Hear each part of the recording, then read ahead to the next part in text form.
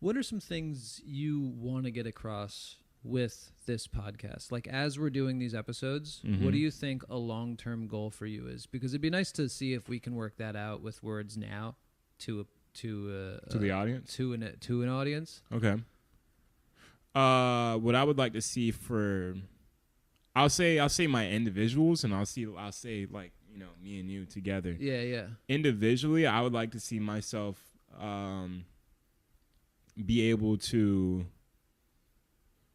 do more activities like this is my end goal. Yeah. You know, that's my end goal, is to be able to like do this in any like form or sense in front of a camera, whether it's like in front of a stage or if it's, you know, just anything. That's more of a personal goal for me.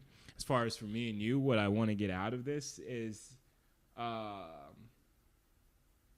I want to get a good environment to where like we have a good following, and I can talk to the following, and then we can pick each other's brains. That's really what I want to get out of. Like I want a big enough following, not just to create a large conversation. Yeah, just to create a large conversation. Not really just because I want a bunch of people to like listen to me and talk, which is also awesome.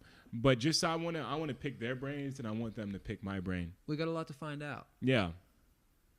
How about you? That. I think I've always felt that at some point in my life I am gonna be a author of some book. Ooh. Or at least there's some larger life's work that I'm interested in. I think as we chat, right, like the natural conversations that come up between us, right, are just going to help point me in the direction of where I need to like keep exploring. You think so? Yeah. That's good. So that's kind of what I want. Like I'm excited for what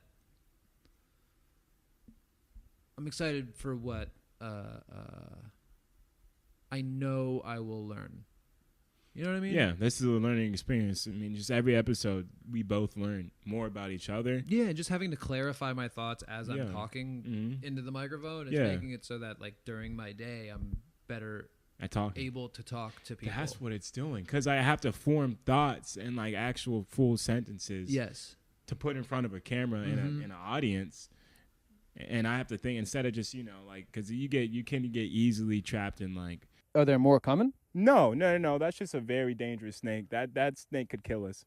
Should we? Well, yeah, but I'm fine. Like I'm not stressing. Yeah, you know, snakes can climb trees, but I'm not stressing about him at all. I like the way he looks. Ricky, this is the first time I actually seen a snake out here. First of all, second of all, Ricky's enjoying his day right now. So this is an important lesson, folks, because snakes, you can find them out in the forest, you could find them in your physical life, and you can also find them in your psyche.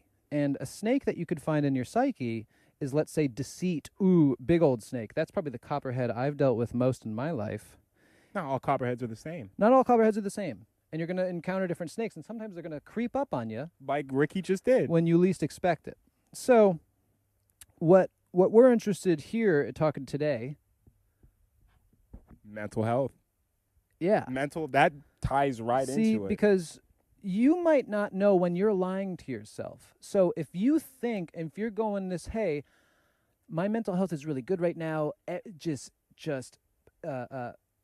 Blanchard and friggin' Donatello, they're just being assholes, and they're making my life hard, so screw them. It's like, well, then you're probably lying to yourself, because if your mental health is good, you were not going to harbor resentment towards Blanchard, Donatello, and whoever the else I said, just because they were late to the party. Right. If they're late to the party, leave them be. It's still a party. I dude, that was beautiful. You know, practically what he's saying here is that nothing anyone does could really affect your day if you let it. You can let anything that happens to you not affect your day. If Sandra on the road is being a dick and cuts you off, let's just say she doesn't hit your car. It's up to you to decide what you do with that anger. It's tough because sometimes in the long run, maybe what happens is your car gets hit, and Sandra ruins it, you know, but what happens is downstream, maybe your car don't work anymore, and it doesn't get you to the job that day, but maybe the job that day has fire, right? Maybe the job that day has fire, and a lot of people are trapped in the office, and we don't like that. See, that's the thing, is we don't want that to happen. No, but we so don't. but then you could surmise that maybe getting hit by Sandra Yeah. was actually good. A good thing, because you don't want to burn in a fire at No, your and, job. and you don't want to get angry at good things. No, why would you want to get angry at solid things? So anger is definitely something to think about when it comes to mental health. Snakes are something to worry about right now, I think. Yeah, you know what, man? I don't know. Should we pause? We should do the thing. We should do an audible. Check this out. And we're back. Okay, no snakes here. No snakes at all. Like 3 white dudes I'm telling you, around man. him I'm telling you. that were at least a half a foot shorter than him. And do you see what I'm saying? That's and if you go to Japan, if we go to Japan and do that, I'd be famous automatically. Like, no matter if I did anything. You could just walk around Japan. People would just give you money. Yeah, it's an easy money glitch. 2024, not patched. I feel like we should do this. If we get the money to do it, I feel like we should do this. We should find 2 other nice, average or slightly below average white males to do this with us, and we'll buy them suits too if they don't already have one. Can I judge if they're below average or not? Yeah. Cool. Yeah. You're above average. You're slightly above average, I would say, right? Don't tell me things I already know. Okay. No, just kidding. We could bring my brother, one of my best friends, essentially a family member of mine, Seichi. Okay. He's half Japanese, and he can show us around. Yeah. Has he been to Japan? I don't mean to He has. Okay, good. Because I'm an African American. I've never been to Africa, so I just How's that feel? I want to go. I definitely want to go. I just don't know when the time's gonna be. I know I'm going to go eventually. I just don't know because I have family up there. So I want to pick and choose. I have family in Kenya, and then also have family in Sierra Leone. So there's something just in your body that is just telling you, like, yeah, it's bound to happen. Yeah, I'm bound to get there eventually. Like, I know, like, my life is gonna take me there eventually. You know what's funny is I feel the same way about England. Really? Yeah, dude. Have you been or no? I've never been out of the U.S. No. Of A. So let's get that happening. Let's vision board. Yeah. Let's vision board us touring like the globe and doing podcasts like around the globe. Like, fine, like we'll even I'll play songs too. Yeah, you know what I'm saying? Yeah. Like, we can like just bring entertainment or what we have across the globe. I mean, that's the goal. Yeah. I believe in entertainment. I believe in band. I believe in us. Yeah. And I want to package it and I want to sell it to Japan. Specifically? Is Pacifically, that Pacifically? Yeah. Pacifically. Yeah. Pacifically, Japan. Pacifically, because that's in the Pacific. Yeah. Is it in the Pacific Ocean, or am I just guessing that? Who cares? No, they don't even know. They didn't even probably know the original words. So, I think growing up and getting older, I've generally been confused, like, by the impulses to, like, why am I so drawn to that, or why am I so interested in it? And the only way I've been able to deal with those confusing thoughts and feelings is to lean harder into it. For sure, because it's not going to go away. No, as you can see, it's been there since 6th grade, and it's probably been there since you were born. But you've noticed it since 6th grade. So, and the more I follow it, the more my life makes sense. Right. Which kind of is frustrating. It's the Spider-Man. For sure. This thing is a responsibility. For sure. This gift is what is it? It's a curse. A gift is a curse. That's how I primarily see creativity. For sure. It's this beastly thing that is causing you and pulling you in these directions. Right. And you're unaware of why it's doing it. Right. You just got to keep going towards it. You just got to keep going. And sometimes the result of it is so nourishing that it's hard to stay away. Yeah. It's definitely hard to stay away. I would like to say the same thing, honestly. I mean, that's the exact same way I feel about it. For me, I don't know exactly when I started knowing that I was a creative person. Probably around the same age, honestly, if I'm really thinking about it, because those were my, those are cognitive memories of me being in a creative mindset. As far as how I, coped with it is the same way, just like going in head first. It's the only way you're going to be able to deal with it, because it's not going to go away. You don't know where it could lead you. and it's not wrong to have. It's a great problem to have. I feel like it's a problem that a lot of people don't know what to deal with, and that's okay. You'll never know you'll never know exactly what to deal with it. There's no handbook in anything. So besides IKEA furniture, I'll stop you. Go ahead. There's plenty of handbooks on plenty of things. Very true. I just wanted to. I corrected myself as soon Cool. as I said it too. The first thing that came to mind was IKEA furniture. There's handbooks to that. Yeah. It's not the most I'm not trying to blow up your spot. I Yeah, just want to yeah. make sure we're being factual. truthful. Yeah, You know what yeah. I mean? So, Yeah, very true. Well, what I mean by there's no handbook to like there's no book to life kind there's of thing. there's no book to life. There's no book to how you can be a creative person. There's no I mean there's books, but there's no handbooks. Like there's no I can give you the directions on how I did it, but it's not going to work out the same way for you. Yeah, that's true. Although I've personally read books that have helped. Oh, for sure. Yeah. Yeah, and no, have by helped- no means am I helped- saying helped- don't read. Okay, Yeah, so I yeah, just want to clarify this. Yeah.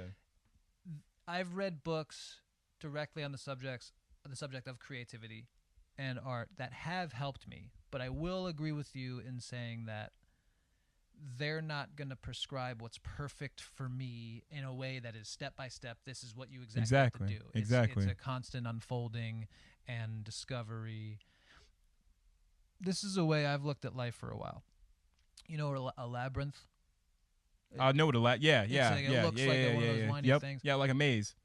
Mm-hmm. It's like there's just periods of my life where I'm in a labyrinth, and you figure it out, and you Right. go here, you go Feeling there, good. and then you see the center, Right. and it's as if like you're about to touch it, Right. just before you do, or as you do, it blasts you back Yeah, out to trap the door or edge, something. Yeah. and then you're back to a new labyrinth. Right. But that being said, it's an adventure. Exactly. It's kind of all right. It's kind of fun. Got nothing else to do. I said this maybe to you in episode 1. I think life is supposed to be full of just straight challenges, like challenge after challenge after challenge. And it's up to you to decide whether you want to continuously do these challenges or these blocks or not, you know? And it's up for you, to be comfortable in the fact that you're probably never going to be comfortable. You should be excited to feel uncomfortable, personally, and not in like a Sadistic or Yeah. masochistic yeah, way. nothing like that. But just in your mindset of if you want to strive to do new things, it's gonna feel uncomfortable. Like Here's- this right here, uncomfortable to a certain degree. Yeah, I you mean, know? it's easy for me to forget that because, I guess this is my room. Oh no, I'm fine right now. Personally, I'm not. But starting it. Just generally, Yeah. it's like there's discomfort Yeah. with the process of Exactly. doing a thing like this. How did you? Wait a minute. How did I get here? Yeah, I feel like I've asked you that before, and maybe it slipped my mind. But how did you end up picking Wilmington again? Jen and I were both living in New Jersey. Her lease was going to be up in Asbury Park. Mine was up where I was living with Ben. And that's the place where Tom was. It was basically the Man Dancing House. Oh, it was 282, and it was much more than that. It was a house for many other bands. That lease was up, so we were going to want to move in with each other. We didn't have a place we wanted to go. She was in between jobs. I wanted out of my dad's flooring business. I don't know how the conversation came up, but Jeff, who we saw earlier, threw it out there to Jenna of like, hey, do you guys want to come live here? Oh, they already lived in Wilmington. They lived here. Oh, okay. So now it makes sense. Okay. I thought it was just like a random location. Because you know what happens a lot here? A lot of people just move here and just like, hey, that's a beach town. That's in North Carolina. Let's move there. Yeah, well, it seems... I've been saying that a lot. I've noticed in the podcast. It seems. I'm going to try to catch that. Anyways. It seems. You cook food for people. Yes. At the end of a shitty shift, you can still rely on the fact that like I gave someone something nice tonight. Right. Exactly. Yeah. Exactly. Yeah. I contributed something into somebody's day that made hopefully their day better than it was. I mean, that's a lot of why I'm doing this. Yeah. Yeah, it's just like I feel called to do it. Yeah. It's like I need to make this, right? And I think creative pursuits. Rick Rubin's been in the podcast media over the last like year and a half, heavy talking about, you know, making art and making it for yourself and this and that, which is makes sense on a lot of levels. Like when you create something, be your own audience. Okay. That's how you know it's kind of honest to your. That's how you know you're being honest if you make it for you. But it feels nice to make something for people. Oh, for sure. Yeah. Oh, for sure. It's just I feel like that just that feeling of not necessarily being wanted, but that feeling of somebody appreciating, for lack of better terms, the fruits of your labor. Exactly. You know, like that's a good. I feel like that's a solid feeling that everyone should strive for. So far, as much as like you said, I think you're right. It should be first nature, not second. Well, it's one of those things. I think hopefully it becomes first nature once you realize that it's a selfish thing. Like Yeah. helping people can be very selfish. Oh, yeah, for because sure. It's like, oh, I feel good. Oh, for sure. Or selfless. I feel like it could be very selfless. Well, I'm saying it's not selfless because I know I'm gonna derive a sense of feel good. Well, the only reason why I kind of disagree, I agree with like 90% with what Yeah. you're saying. The only part that I feel like it can become selfless, to the point where if your one goal is to help the world, you can get really you can drown in that idea and not really focus on yourself as much. I feel like people need to, in order to help the world, they kind of have to help themselves first. I wholly agree. You know, Yeah. and I knew you did. I was trying to get the point that, you know, I feel like if you get trapped in the idea of trying to help somebody, you won't ever leave room for yourself, which therefore leads to kind of selfless. Like you're I might be jumping the gun here because I guess what I was trying to say, it was like that thing I was saying before: work harder on yourself than Yeah. you do your job. yeah, It's for like, sure. It's like if you could put yourself into the position, Right. help yourself first, so then you can help other people. Right.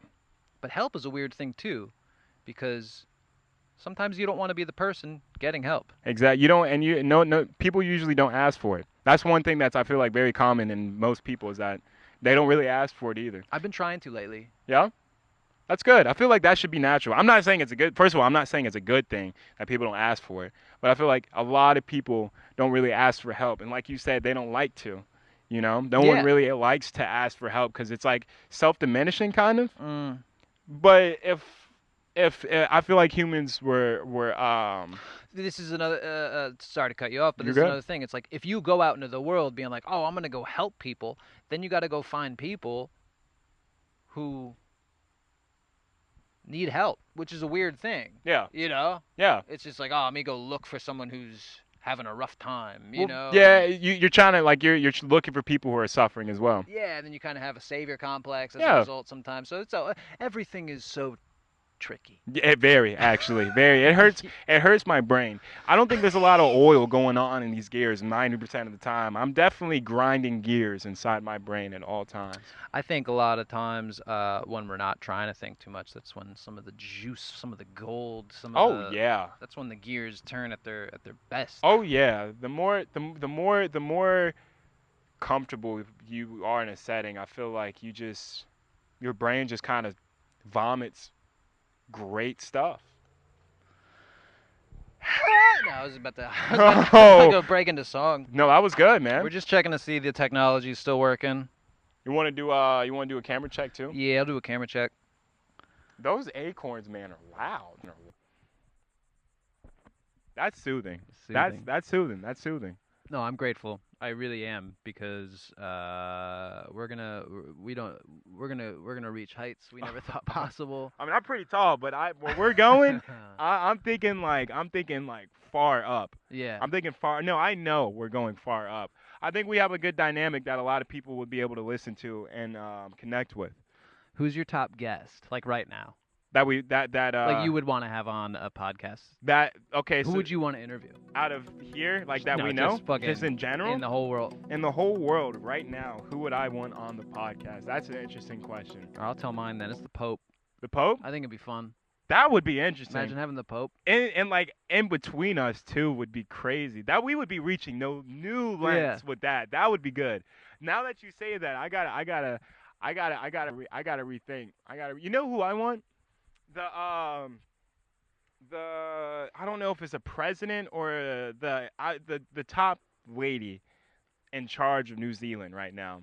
She's known for doing a lot of good things down there, and I feel like she would have a good brain to pick because she runs New Zealand like pretty well. Like during COVID, I'm pretty sure they didn't let anybody out and they didn't let anybody in. And she said until this gets over, we're shutting down and we'll be able to live by it. We're fine. And their rates for COVID were like slim to none, I believe. I'm not sure. You just want to talk to a powerful lady? Yeah. Yeah. I feel like just having a powerful lady on the podcast would be kind of cool because then you know it just gives us a different outlook. Yeah, especially because it is man dancing. Man, yeah, you see? Yeah. We can have women dance too. Can they? I feel like it would be wrong to say they can't. It'd probably be quite factually yeah, wrong. I feel like we would probably get some looks. You know what's funny is this is gonna sound insane, but the name man dancing never had anything to do with like a gender, a man or anything like that. I didn't think it did. It doesn't feel that way. There's this goalkeeper named Steve Mandanda. Oh.